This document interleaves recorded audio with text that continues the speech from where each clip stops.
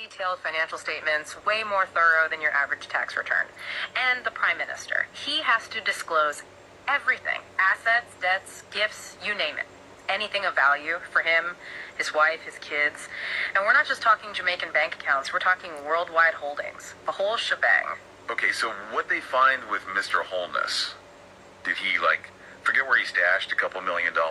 It's a bit more complicated than that. The report flagged some big discrepancies in his declarations, specifically from back in 2021.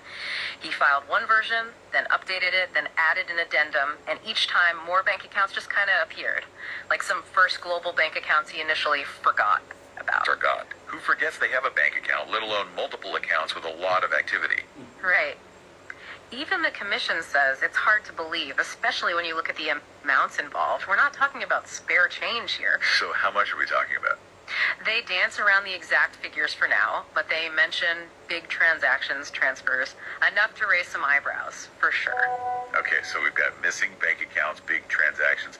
Is that enough to launch a whole investigation? What's the Integrity Commission saying about all this? They're being cautious, but you can tell something seems off to them. They say maybe, just maybe, he genuinely overlooked those accounts, especially since the activity wasn't huge. But CTT, and it's a big but, even if it was an honest mistake, it's still a breach of the Integrity Commission Act. That's their rule book. You can't just forget about assets when you're in his position. It's kind of giving the dog ate my homework vibes, but with millions of dollars instead of algebra. Exactly. And this is just the tip of the iceberg. Remember those shell companies you mentioned earlier? Oh yeah, the ones that sound like they belong in a spy movie. Well, get ready for a plot twist, because this is where we start following the money, and it gets interesting.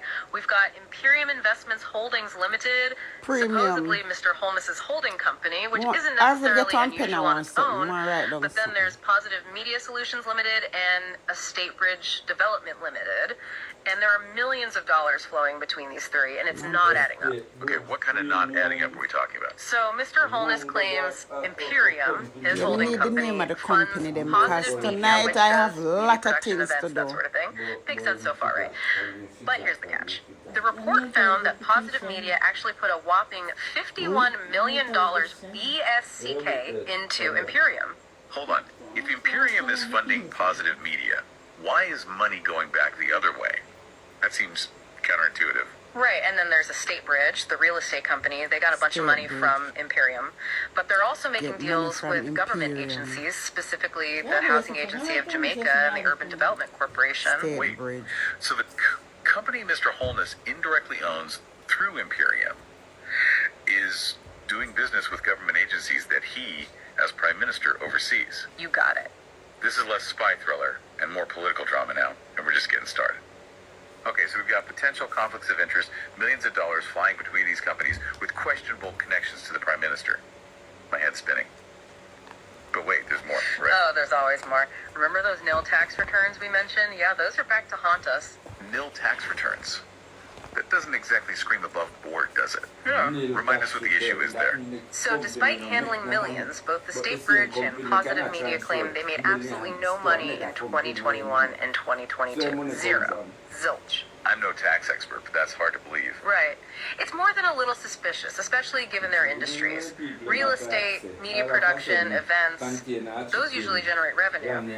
The Integrity Commission calls it a significant concern, and they're not wrong. It sounds like potential tax evasion. Exactly. And get this, Green Emerald Trading Limited, the company that supposedly loaned Positive Media a bunch of money, they also filed nil tax returns. Hold on, back up. Green Emerald, who are they and what loan are we talking about? Another piece of this puzzle. According to the report, Green Emerald gave Positive Media over $20 million in loans between 2021 and 2022. So much motherfucking company this bitch have. How does a company with nil income loan out $20 million?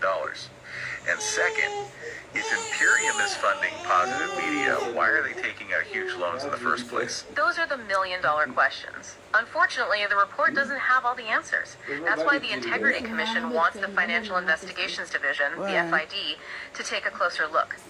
They think there's more to this story. This is like a financial hall of mirrors. Every time you turn around, there's another reflection that doesn't quite make sense. Tell me about it, and we're not done yet. Remember that whole thing about the $94,000 bond in Mr. Holness's initial declaration? Don't I forget, that's what kicked off this whole deep dive into Jamaican high finance. Well, turns out there's more to that bond than meets the eye. The Integrity Commission did some digging following the money trail, and it led them to Stocks and Securities Limited, NCB Capital Markets, and a company called AdMat Incorporated. Another one AdMat connected to na Mr. film Holness. Wait, another company? Are we keeping track of all these deep divers if you're playing a drinking game at home? Just kidding, don't do that. You need a clear head for this. But seriously, tell me more about this bond mystery. So the report initially suggested there were discrepancies in how Mr. Holness acquired the bond, where the money came from.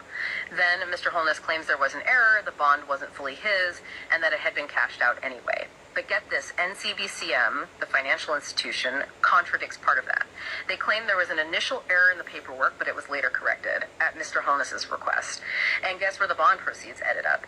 Imperium. So, a bond initially reported as Mr. Holness's personal investment might have been bought with funds from a company linked to him, and then the money ended up in his holding company. You got it. That's some financial maneuvering. And remember, this isn't just about one bond. It's about a pattern, a disregard for transparency, blurring the lines between personal and company finances. It makes you wonder what else is hiding. So, with all this, did Mr. Holness actually acquire any of this wealth illegally? That's the million-dollar question, and the report doesn't give us a definite answer. They say there are still some missing pieces. Missing pieces like what? Well, they couldn't get their hands on all of Mr. Holness's bank statements, particularly for his foreign accounts. And when they asked for a more detailed breakdown of his income and expenses, he basically said, what you see in the declarations is what you get. He refused to give more detail. That's a bold strategy. Right. Especially since those declarations are just a snapshot, not the whole picture. It's like trying to understand a movie from a couple of random frames. So how can they figure out these unexplained millions without the